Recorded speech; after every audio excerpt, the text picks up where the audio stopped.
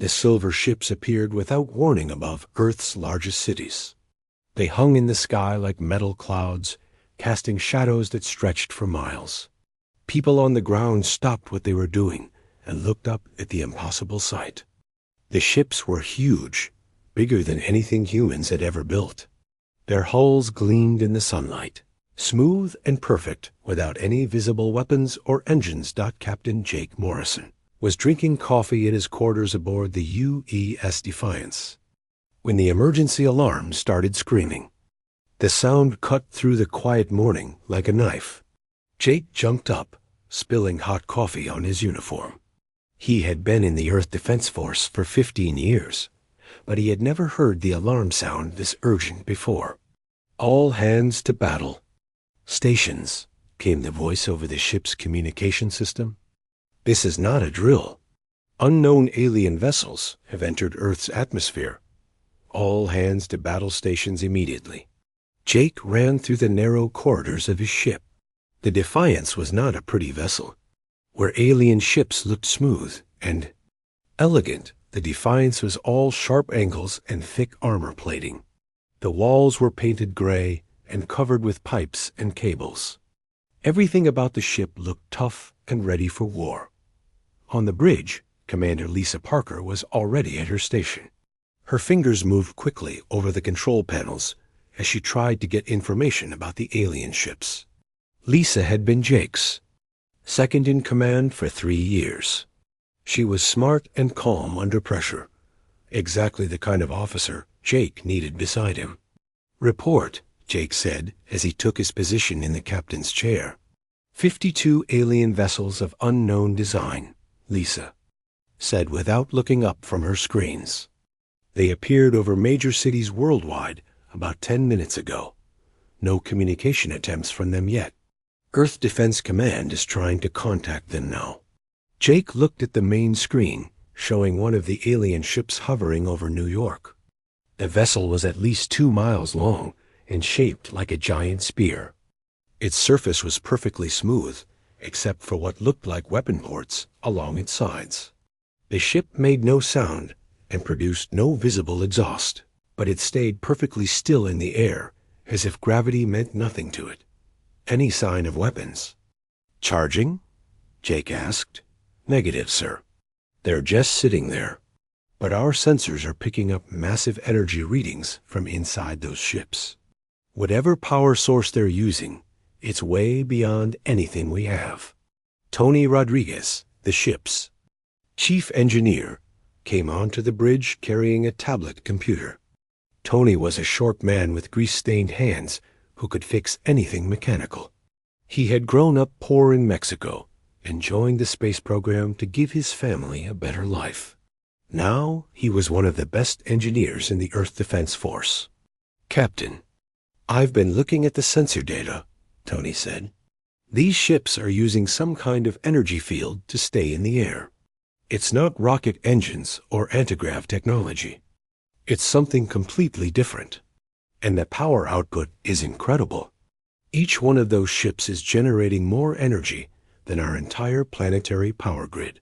Before Jake could respond, the communication system crackled to life. A new voice came through the speakers, but it was not human. The voice was deep and cold, speaking perfect English, but with a strange accent. "People of Earth, I am Admiral Korath of the Zephyrian Galactic Empire. Your world has been selected for integration into our empire. You have 7 of your days to surrender all military forces and prepare for occupation. If you comply, your population will be relocated to suitable worlds within our territory. If you resist, your planet will be destroyed and your species eliminated." The bridge fell silent. Jake felt his stomach drop as the reality of the situation hit him. This was not first contact. This was not diplomacy. This was conquest. The alien voice continued. "Do not mistake this for negotiation.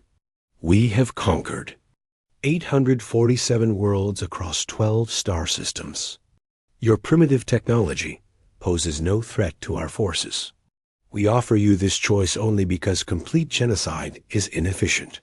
You have 7 days. The communication ended, leaving only static. Amy Sullivan, the ship's tactical officer, broke the silence. Sir, we're getting reports from Defense Command. The alien ships are scanning all our military installations. They're cataloging our weapons, our ships, everything.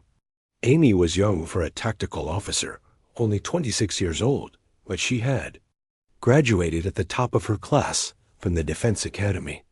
She came from a military family and had wanted to serve in space since she was a child.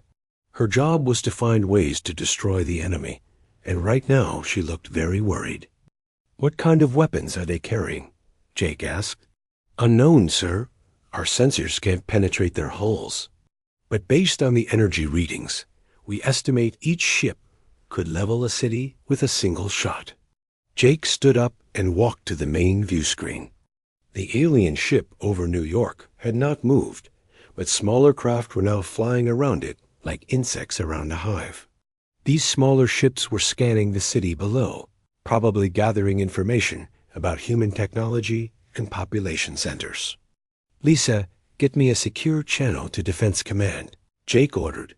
A few minutes later, the face of Director Kevin Hayes appeared on the screen.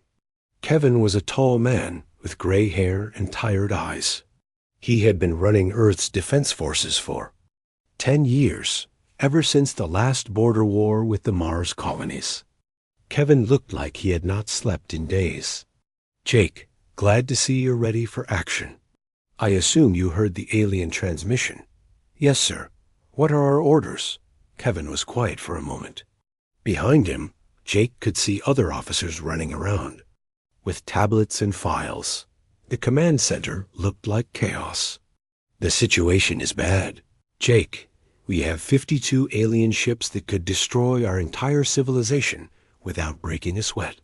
Our best scientists estimate their technology is at least 500 years ahead of ours. Maybe more. What about negotiations? We tried. They're not interested. It's surrender or die. Kevin rubbed his forehead. The World Council is meeting in emergency session, but we all know what the decision will be. We're not going to surrender. Earth without a fight.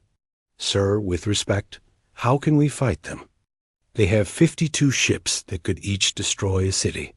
We have 37 vessels in the entire Earth Defense Force, and most of them are patrol boats. Kevin smiled, but it was not a happy smile. That's where you come in, Jake. Dr. Marcus. Webb and his team have been working on something. A new approach to space combat. They think they've found a weakness in alien technology. What kind of weakness? I can't discuss it over open channels. You need to come to Luna Base immediately. Bring your senior staff. And Jake, this might be humanity's only chance. If Dr. Webb is wrong, we're all dead in 7 days. The communication ended, leaving Jake staring at a blank screen. Around him, his bridge crew worked quietly at their stations. Everyone knew they were facing impossible odds. Ryan Blake, the communications officer, looked up from his station. Ryan was a quiet man who rarely spoke unless he had important information. He had spent 5 years monitoring alien radio signals from deep space, hoping to make first contact with another civilization. Now that contact had finally happened. It was not what anyone had hoped for. Captain, I'm picking up transmissions between the alien ships.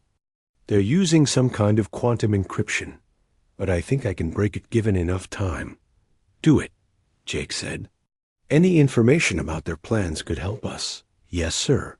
Also, sir, there's something else. The way they talk about us, about humans. They keep using the word primitive, like we're barely intelligent. They really don't think we're a threat. Jake nodded. Throughout human history, underestimating the enemy had led to many defeats. Maybe, just maybe, these aliens were about to make the same mistake. Lisa, set course for Luna Base, maximum speed. Tony, I want all systems checked and rechecked. Amy, start working on tactical scenarios. I know it seems hopeless, but we're going to find a way to fight these things." As the Defiance turned toward the moon, Jake looked back at Earth through the view screen. The blue and green planet looked so peaceful from space, but he knew that 52 alien ships were hanging over his home like swords ready to fall. 7 days to find a miracle. 7 days to save humanity. The war for Earth was about to begin. Dr. Marcus Webb was already waiting when Captain Jake Morrison and his crew arrived at Luna Base. The underground facility stretched deep into the moon's surface, protected by layers of rock and metal. Emergency lights flashed red in the corridors. As scientists and military personnel hurried between laboratories and command centers, Marcus was a thin man with wild gray hair who looked like he had not slept in weeks. His lab coat was stained with coffee and covered in equations written in marker. He had been Earth's leading expert on alien technology ever since the first Zephyrian scout ship crashed in the Nevada desert 6 months ago. Most people did not even know that crash had happened. The government had kept it secret, while Marcus and his team studied every piece of alien metal they could find. "Captain Morrison, thank God you're here," Marcus said as Jake walked into the main laboratory. "We don't have much time. The alien fleet will be here in 4 days." "Alien fleet?" Lisa Parker asked. "I thought they were already here." "Those ships over our cities are just the advance guard," Marcus explained. "Our deep space sensors picked up the main fleet 3 hours ago. 50 dreadnoughts and 200 escort vessels. They're coming from the outer edge of the solar system." Jake felt his blood turn cold. If the 50 ships already at Earth could destroy human civilization, what could 250 ships do? "Show me what you've learned about their technology," Jake said. Marcus led them to a workbench covered with pieces of alien metal. The fragments were smooth and silver, looking more like liquid mercury than solid metal. Under special lights, the metal seemed to shimmer and move. "This is what we call quantum-structured material," Marcus explained. "Each atom is locked in place by energy fields. It makes their hulls incredibly strong. Our most powerful nuclear weapons barely scratched the surface of their scout ship." Tony Rodriguez picked up one of the metal pieces. It was surprisingly light for its size. "How do they shape it? How do they build ships out of this stuff?" "That's the interesting part," Marcus said with excitement in his voice. "They don't build ships the way we do. They grow them. The quantum fields can be programmed to form any shape they want. It's like the metal is alive." Amy Sullivan studied the metal fragments through a magnifying glass. "If it's so strong, how did you get these pieces?" "The scout ship crashed, but it should have been undamaged." Marcus smiled for the first time since they had arrived. "That's exactly the right question. The ship crashed because something went wrong with its quantum structure. We think it was damaged by our planet's magnetic field combined with solar radiation. The quantum fields became unstable, and the hull started breaking apart." "So their technology has weaknesses," Jake said. "Everything has weaknesses. The problem is finding them and figuring out how to exploit them." Marcus walked over to a computer terminal and pulled up a complex diagram. "I've been studying the quantum structure for months. The energy fields that hold the atoms in place vibrate at specific frequencies. If you can match those frequencies exactly, you can disrupt the entire structure." "Like breaking a wine glass with a musical note," Lisa said. "Exactly, but it's more complicated than that. You need the right frequency and the right conditions. Temperature, pressure, electromagnetic fields, they all matter." Ryan Blake had been quiet during the conversation, but now he spoke up. "Dr. Webb, I've been monitoring alien communications. They keep talking about how primitive our weapons are. They seem to think our kinetic weapons and nuclear missiles are harmless to them." "They're right," Marcus said. "Traditional projectiles and Explosives won't penetrate their hulls. Their energy shields can deflect most attacks, but they've never faced weapons designed specifically to exploit their quantum structure. Jake was beginning to understand. You want to build weapons that attack their hulls at the molecular level. Not just weapons. A completely new approach to space combat. Instead of trying to punch through their armor, we make their armor destroy itself. Marcus led them to another workstation where a young woman was working on weapon designs. Dr. Sarah. Mitchell was Marcus's assistant and one of the brightest physicists on Earth. She had short red hair and intense green eyes that never seemed to blink. Sarah has been working on practical applications, Marcus said. Show them what you've developed. Sarah pulled up a holographic display showing a modified railgun projectile. We can't change the alien hulls directly, but we can deliver the right frequencies to them. These projectiles contain harmonic resonance generators powered by miniature fusion cells. When they hit an alien ship, they embed in the hull and start broadcasting the disruption frequency. Will it work? Jake asked. In theory, yes. But we've only tested it on small samples of alien metal. We don't know how it will work on a full-size ship with active energy shields. Tony was studying the weapon specifications on the display. The power requirements are enormous. Our current railguns don't generate enough energy to fire these projectiles at effective velocity. That's why we need the Defiance, Marcus said. Your ship has the most advanced power systems in the fleet. We can modify your railguns to handle the new projectiles. But it will take time, and we'll have to work around the clock. How long? Jake asked. 36 hours minimum. Maybe 48 if we run into problems. Jake did the math in his head. The alien fleet would arrive in 4 days. That would give them less than 2 days to test the new weapons, and Develop Tactics.Amy was already thinking about combat applications. Even if the weapons work, we're still outnumbered 10-1. How do we get close enough to use them? That's where human creativity comes in, Marcus said. The aliens fight in formations. They use predictable tactics because their technology is so superior, they never needed to develop complex strategies. But humans have been fighting wars for thousands of years. We know how to use deception, misdirection, and surprise attacks. Over. The next several hours, Marcus and his team explained their discoveries in detail. The Zephyrian Empire had conquered hundreds of worlds using the same approach every time. Their massive fleets would arrive in orbit, demand surrender, and then systematically destroy all resistance. They had never faced an enemy that understood their technology well enough to exploit its weaknesses. The aliens think like engineers, Sarah explained. Everything is logical and efficient. They don't expect irrational behavior or tactics that don't make mathematical sense. But humans are irrational, Ryan said. We do things that don't make sense all the time. Exactly. That's our advantage.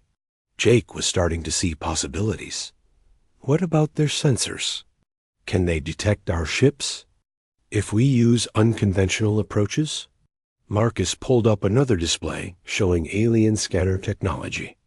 Their sensors are designed to detect energy signatures and metal compositions. But they're focused on looking for conventional threats. They might not notice a ship hiding in a gas giant's radiation belt or using a comet's tail for cover. Guerrilla. Warfare in space, Lisa said, something like that. Hit and run attacks. Strike where they don't expect it and disappear before they can respond. The discussion continued deep into the night. Plans were made and discarded. Calculations were checked and rechecked. Slowly, a strategy began to emerge. Jake would take the Defiance and hide near Jupiter while the main alien fleet approached Earth. The rest of humanity's ships would take defensive positions around the planet, making the aliens think Earth was preparing for a conventional battle. When the alien fleet moved into attack formation, Jake would strike at their flagship using the new harmonic weapons. It's a long shot, Marcus admitted. If the weapons don't work, or if they detect you before you can attack, the plan fails completely. What happens to Earth if we fail? Jake asked. Marcus was quiet for a long moment. The aliens will probably keep their word about relocating the human population. Some people will survive. But human civilization as we know, it will end. Jake looked around at his crew. Lisa, Tony, Amy, Ryan, and Sarah. Each of them was risking their life on an untested weapon and a desperate plan. But none of them suggested running away or trying to negotiate with the aliens. Then we don't fail, Jake said simply. The next 36 hours passed in a blur of activity. Marcus's team worked to modify the Defiance's weapons while Jake's crew prepared for the most important battle in human history. They knew they were probably going to die, but they also knew that someone had to make a stand. As the alien fleet approached the edge of the solar system, Jake made a final inspection of his ship. The Defiance looked the same from the outside, but inside it carried humanity's hope for survival. Modified railguns loaded with harmonic projectiles, enhanced sensors designed to exploit alien weaknesses, and a crew willing to prove that human creativity could overcome alien superiority. The war for Earth was about to begin, and humanity was ready to fight back. The Zephyrian fleet emerged from faster-than-light travel at the edge of Earth's solar system like a swarm of deadly insects. Admiral Korath stood on the bridge of his flagship, the Eternal Dominion, watching the primitive human world grow larger. On his screens, the blue and green planet looked peaceful and defenseless, just like the hundreds of other worlds he had conquered during his long military career. Fleet status report, Korath commanded in his deep, gravelly voice. All vessels operational, Admiral, his tactical officer replied. 50 dreadnoughts and 200 escort ships in perfect formation. No mechanical problems detected. Korath nodded with satisfaction. The Zephyrian Empire had spent centuries perfecting their military technology. Their ships were works of art, smooth and elegant, with hulls that gleamed like polished mirrors. Each dreadnought was 2 miles long and carried enough firepower to destroy a small moon. The escort ships were smaller, but still deadly, designed to hunt down any enemy vessels that tried to escape. What about the human defenses? Korath asked. Laughable, sir. Our advanced scouts have completed their survey. The humans have 37 military vessels total. Most of them are small patrol craft that pose no threat to our forces. Their largest ship is something they call the Used Defiance, but even that vessel is primitive by our standards. Korath looked at the tactical display showing human ship positions. The enemy vessels were clustered around Earth like children hiding behind their mother's skirts. Their formations were sloppy, and their ships looked like flying scrap heaps compared to Zephyrian technology. Any sign of advanced weapons or defensive systems? Negative, Admiral. They appear to be using kinetic projectiles and crude nuclear devices. Our shields will deflect their attacks easily. Intelligence estimates the entire human fleet could be destroyed in less than 2 hours. Excellent. Signal the fleet to advance. Standard conquest formation. We will give these humans a demonstration of Zephyrian superiority before we destroy them. While Admiral Korath prepared his attack, Captain Jake Morrison guided the UEC Defiance through the asteroid belt between Mars and Jupiter. The massive gas giant loomed ahead of them, its great red spot swirling like an angry eye.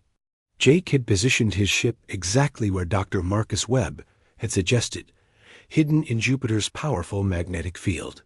Radiation levels are climbing. Tony Rodriguez reported from his engineering station. The magnetic field is interfering with our sensors, but it should hide us from alien detection too. Good, Jake said. How long until the enemy fleet reaches Earth? 18 hours at their current speed, Amy Sullivan answered. They're taking their time, probably to intimidate our forces. Jake studied the tactical display on his main screen. The alien ships moved in perfect formation, like pieces on a chessboard. There was something beautiful about their coordination, but also something cold and mechanical. They fought like machines, not like living beings. Any word from Earth Command? Jake asked. Ryan Blake shook his head. Radio silence, sir. All communication with the main fleet is being routed through quantum encryption to prevent the aliens from intercepting our messages. Lisa Parker was monitoring long-range sensors from Thun, her position at the navigation station. Captain, I'm picking up energy readings from the alien fleet. Their power output is incredible. Each of those big ships generates more energy than our entire planet. That's what Dr. Webb warned us about, Jake said. Superior technology, but predictable tactics. They've never had to adapt or improvise because they've always had overwhelming force on their side. The hours passed slowly as they waited in Jupiter's shadow. Jake used the time to review the plan one more time with his crew. Everything depended on perfect timing and a huge amount of luck. If the harmonic weapons didn't work, or if the aliens detected the Defiance too early, the mission would fail and Earth would fall. Meanwhile, on Earth, the remaining ships of the Defense Force prepared for what everyone knew would be their final battle. Captain Steve Wilson commanded the UES Ranger, humanity's second-largest warship. He watched the alien fleet approach on his long-range sensors and tried not to think about how outgunned his forces were. All ships, this is Admiral Patricia Cook. Aboard the U's Valiant came a voice over the fleet communication channel. The enemy will be in weapons range in 6 hours. Remember, our job is to make them think we're fighting a conventional battle. Draw their attention and keep them focused on us while Captain Morrison executes his mission. Steve knew that meant his ship and crew were probably going to die. The plan called for the Earth fleet to engage the aliens in what appeared to be a desperate last stand. While the Zephyrians were busy destroying humanity's main force, Jake would attack their flagship from an unexpected angle. It was a good plan, but it required most of the human fleet to sacrifice themselves as a distraction. Sir, should we tell the crew about the real mission? His first officer asked quietly. No, Steve said. If we're captured, the aliens might be able to extract information from us. Everyone fights believing this is our only chance. That will make our performance more convincing. Back near Jupiter, Jake was making final preparations for the most important attack in human history. Dr. Marcus Webb had modified the Defiance's railguns to fire the new harmonic projectiles, but the weapons had never been tested in real combat conditions. Everything was based on theory and laboratory experiments with small pieces of alien metal. Engineering report, Jake commanded. All systems are running at optimal efficiency, Tony replied. The new projectiles are loaded and ready. Fusion reactors are at full power. We've got enough energy stored to fire a full salvo and still have power for emergency maneuvers. Tactical status? Amy checked her weapon systems one more time. Harmonic projectiles loaded in all 6 railgun tubes. Conventional nuclear torpedoes are ready as backup weapons. Point defense systems are online. Communications? All equipment functioning normally, Ryan reported. I'm still monitoring alien transmissions. They're using standard attack protocols, just like Dr. Webb predicted. No indication they suspect anything unusual. Navigation? Course plotted and ready, Lisa said. We'll use Jupiter's gravity to slingshot directly toward their flagship. At maximum acceleration, we'll reach attack position in 43 minutes once we begin our run. Jake took a deep breath. In a few hours, he would either save humanity or die trying. There was no middle ground, no chance for retreat or surrender. The aliens had made it clear that Earth would be conquered or destroyed.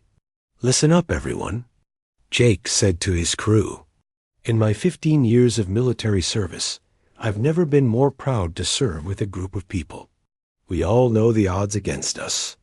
We all know we're probably not coming home from this mission.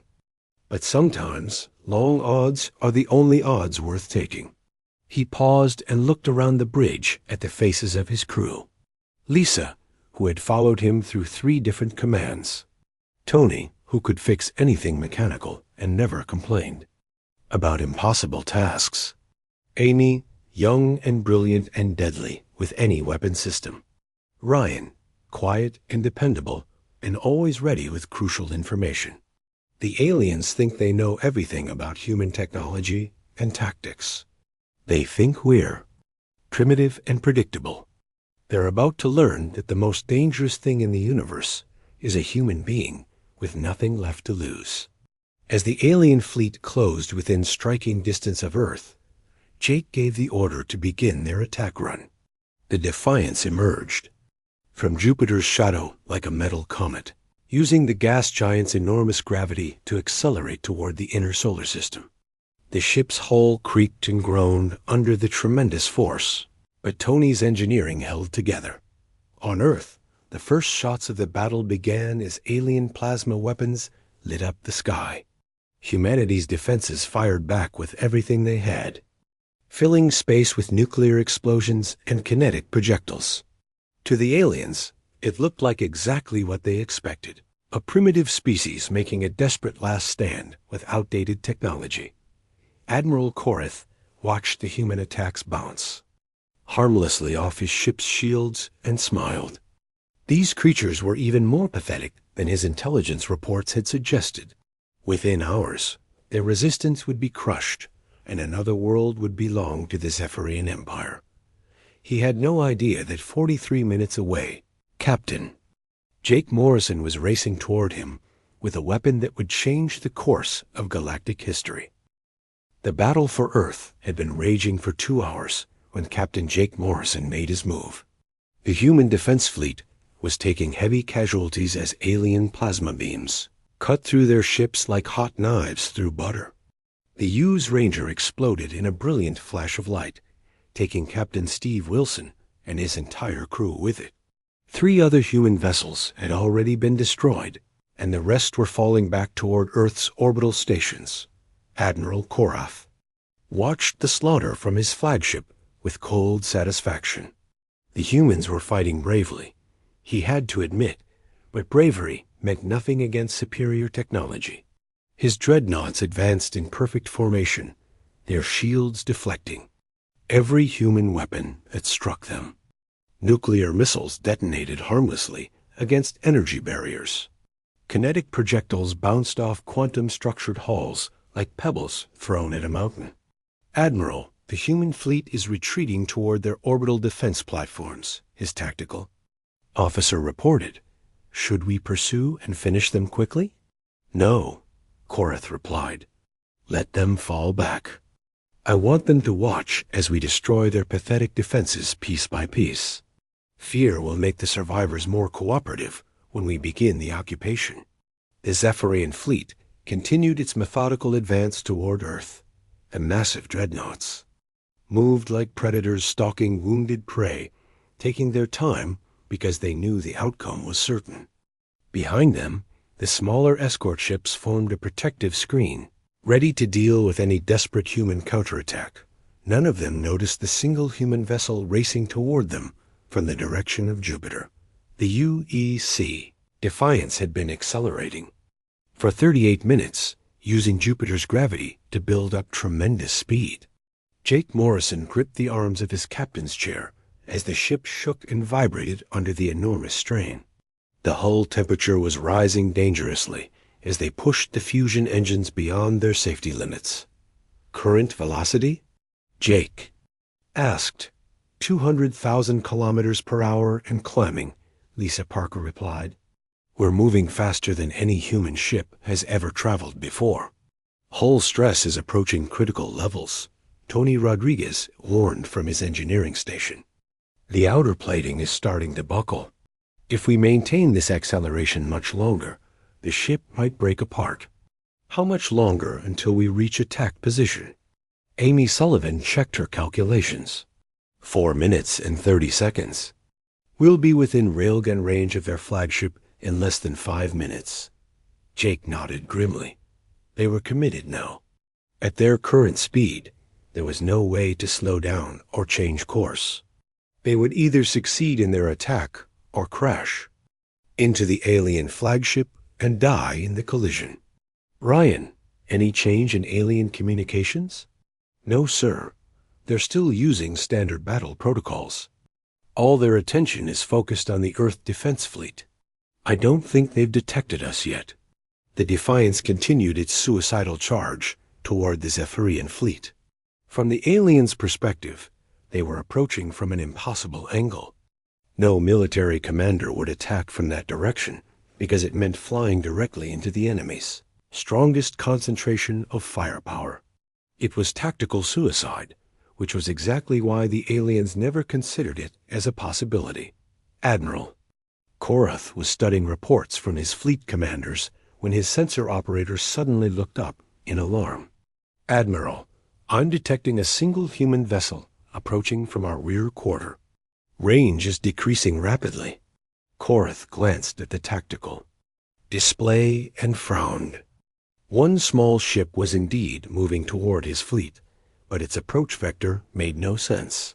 The vessel was coming from the direction of the outer planets, not from Earth where the main human force was located. How did a human ship get behind us? He demanded. Unknown, sir. It must have been hiding somewhere in the outer system. Current speed is... This can't be right. Sir, that ship is moving at over 200,000 kilometers per hour. Impossible. Human engines cannot achieve such velocities. Confirmed, Admiral. The vessel is on a direct collision course with our flagship. Impact in 3 minutes. Korath's expression changed from confusion to anger. Some human commander was attempting a kamikaze attack on his ship. It was a futile gesture that would accomplish nothing except the destruction of one more primitive vessel. Order the escort ships to destroy that craft immediately. Yes, sir. Plasma batteries are targeting now. The alien escort ships turned their weapons toward the approaching Defiance and opened fire. Beams of superheated energy lanced through space, but Jake had anticipated this response. The human ship jinked and weaved through the plasma barrage with desperate agility, using its incredible speed to avoid the alien weapons. Evasive maneuvers, Jake shouted as explosions lit up the space around them. Don't let them get a lock on us. Lisa threw the ship into a series of violent turns that pressed everyone against their seats. Warning lights flashed red across the bridge as the artificial gravity struggled to compensate for the extreme maneuvers. Through the main view screen, Jake could see alien plasma beams flashing past like deadly lightning. They're getting closer, Amy reported. I count 12 escort ships firing at us. At this range, they're bound to hit us eventually.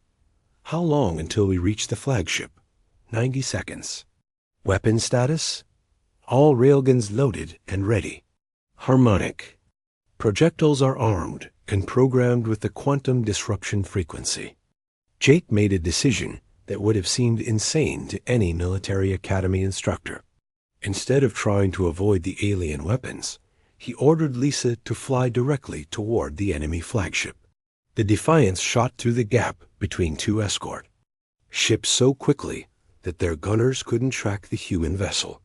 Admiral Korath watched in amazement as the primitive human ship somehow avoided destruction and closed to point-blank range with his flagship. The vessel was tiny compared to the Eternal Dominion, like a mosquito attacking an elephant, but there was something terrifying about its single-minded determination.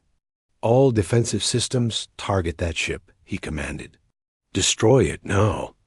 The flagship's massive plasma cannons swiveled toward the Defiance, but the human ship was moving too fast and too erratically for the automated targeting systems to lock on.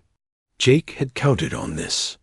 The aliens relied on computer-controlled weapons that expected enemies to behave in predictable ways. Human pilots, driven by desperation and creativity, could be utterly unpredictable. 30 seconds to optimal firing position.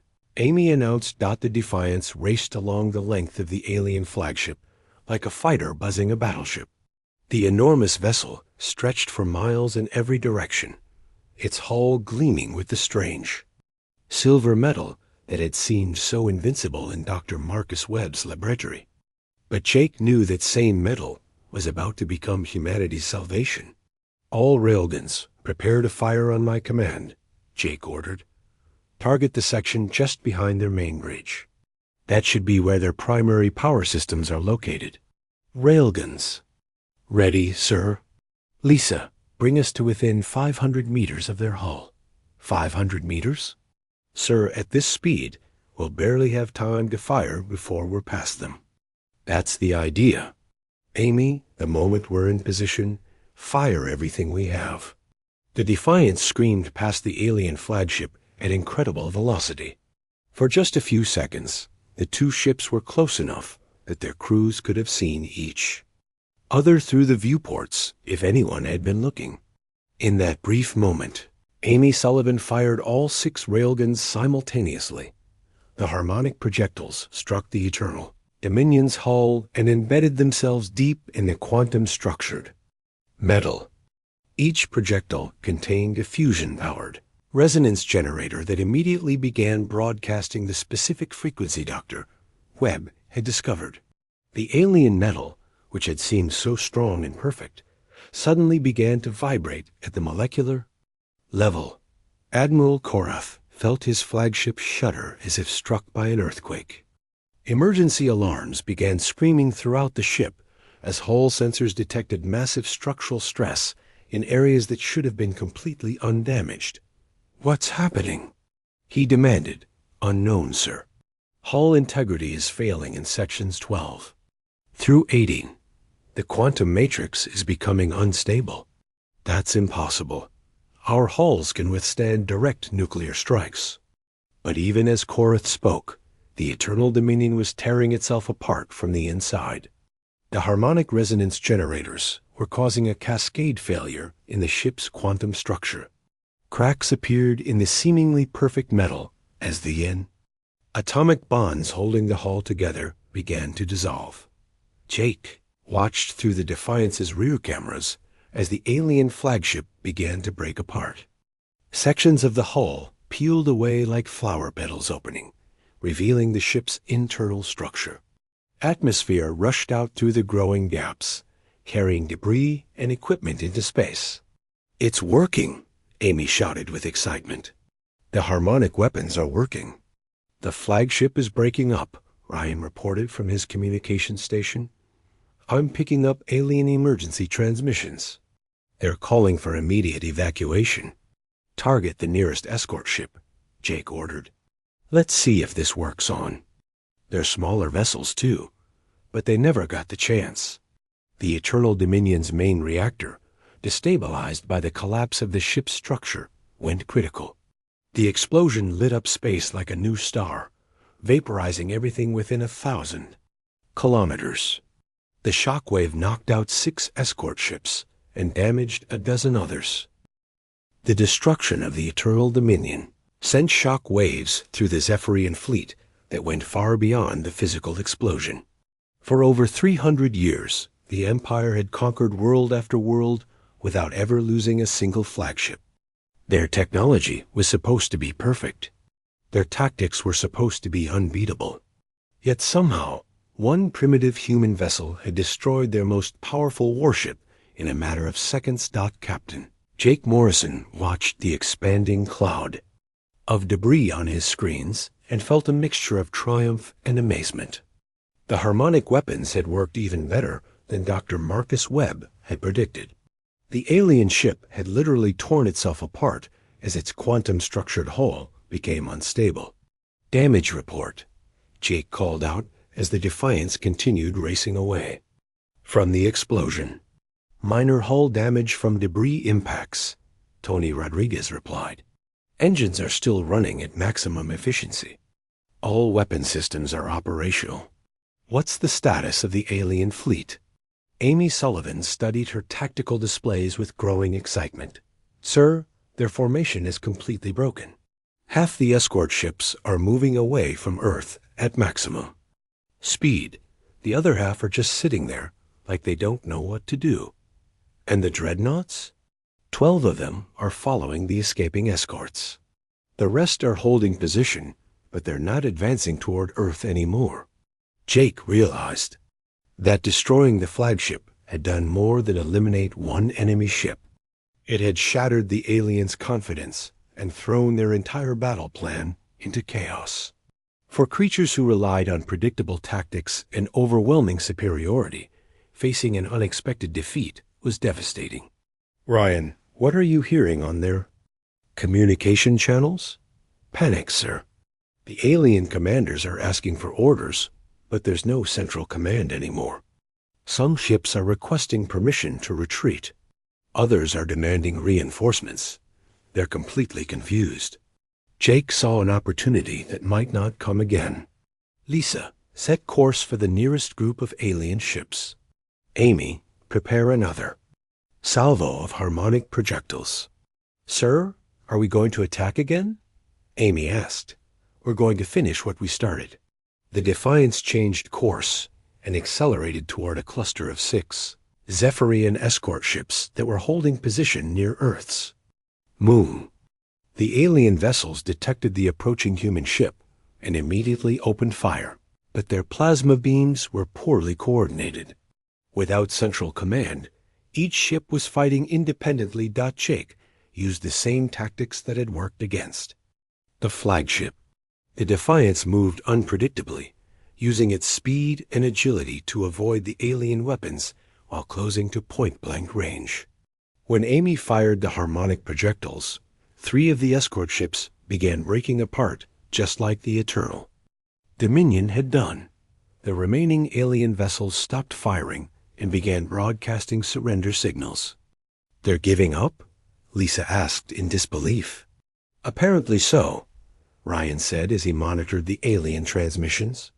They're requesting safe passage out of the solar system. On Earth, the remaining human defense ships were witnessing something that no one had thought possible. The mighty Zephyrian fleet, which had seemed unstoppable just hours before, was in full retreat. Ships that had been advancing confidently toward Earth were now fleeing toward the outer edges of the solar system. Admiral Patricia Cook, commanding the surviving human forces from the bridge of the UES Valiant, could hardly believe what she was seeing on her tactical displays. All ships pursue the enemy vessels, she ordered.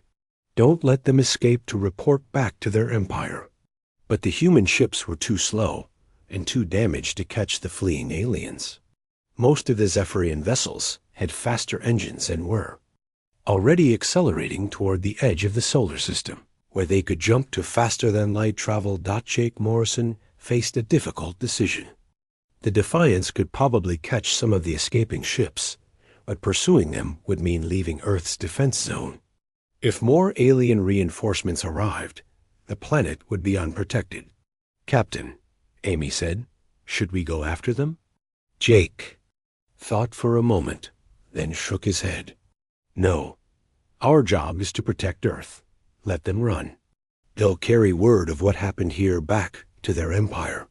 Within 6 hours, the battle was over. Of the original Zephyrian fleet of 50 dreadnoughts and 200 escort vessels, only 38 ships escaped the solar system. The rest had been destroyed or captured by human forces using the new harmonic weapons technology. The cost to humanity had been significant. 15 ships lost and over 3,000 military personnel killed. But compared to the complete destruction of human civilization that had seemed certain just days before, it was a miracle. Dr. Marcus Webb was in his laboratory on Luna Base when news of the victory reached him. He had spent the entire battle running calculations and preparing backup plans in case the harmonic weapons failed.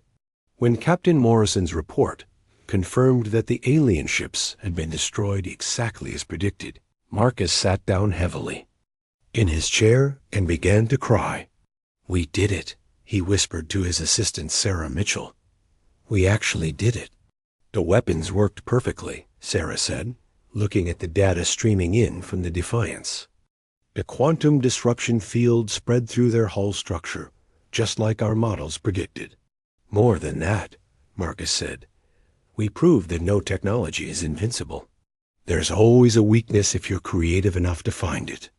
The news of humanity's victory spread quickly throughout the galaxy. The Zephyrian Empire had been the dominant military power for centuries, and their defeat by a supposedly primitive species sent shockwaves through every star system. Worlds that had been conquered by the Empire began to whisper about rebellion. Other powerful civilizations started to reassess their opinions of humanity. On Zephyria Prime, the Empire's home world, the news of Admiral Korath's defeat was received with disbelief and anger. The High Council had never experienced a military failure of this magnitude. Emergency sessions were called to discuss how to respond to this unprecedented situation. General Vexter, the Empire's supreme military commander, studied the battle reports with growing concern. How is this possible? Our ships were destroyed by weapons that shouldn't have been able to penetrate our hulls. The humans somehow discovered the resonance frequency of our quantum matrix, reported Chief Scientist Draxon. They used harmonic weapons to destabilize our hull structures from within. Can we defend against such weapons?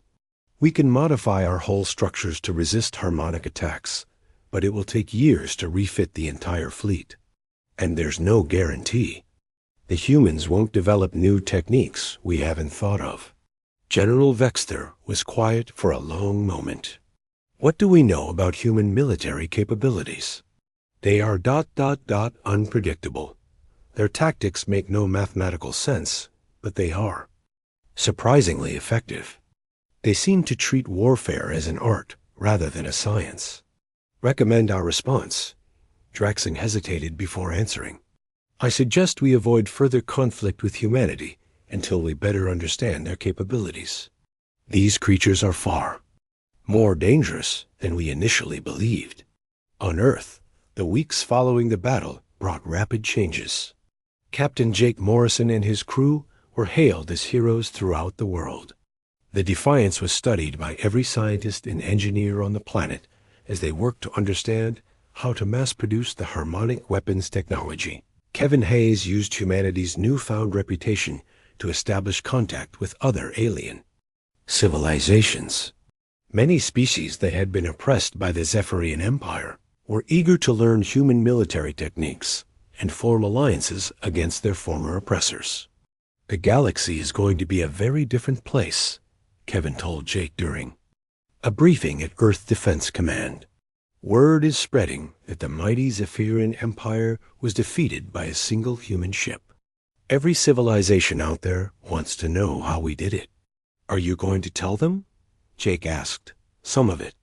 We'll share the basic principles with our allies, but the detailed technical specifications stay with us.